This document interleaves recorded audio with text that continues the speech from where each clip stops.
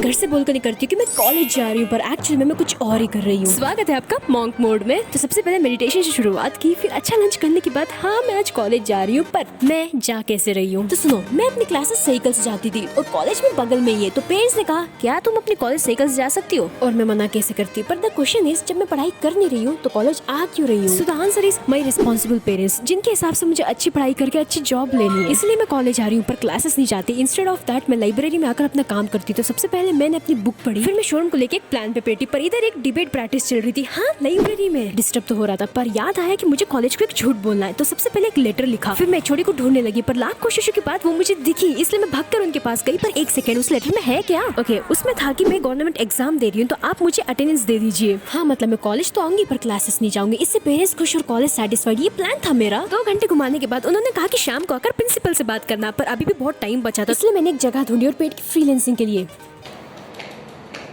तो हाँ, इस महीने का प्लान ये है। एंड अब टाइम हो चुका था मैम से मिलने के लिए, पर मैम ही नहीं मिली यार। फिर मैं जिम्नास्ट क्लास गई, पर उधर ट्रेनर ही नहीं मिली, इसलिए मैं निकल गई और बीच रास्ते में मेरी चेन भी निकल गई। लगाने के बाद मैं पहुंची दिशा के घर पे किसी काम से, और दिशा तो अपनी पढ़ाई करने में लगी थी, या यूँ बोलो कि सीए के एग्जाम पास आ रहे हैं, पर बेचारी की प्रिपरेशन नहीं हुई थी। पर मेरी खातिरदारी बहुत अच्छी की थी। अब ऐसे दिन मेरा खत्म हुआ। पर एक सेकंड, अब आप भी लाइक जो तुम अपने पेरेंट्स के साथ ये कर रही हो वो बिल्कुल सही नहीं है। आई अग्री, पर अगर मैंने ये नहीं किया ना तो क्या मैं अपने साथ सही करूंगी?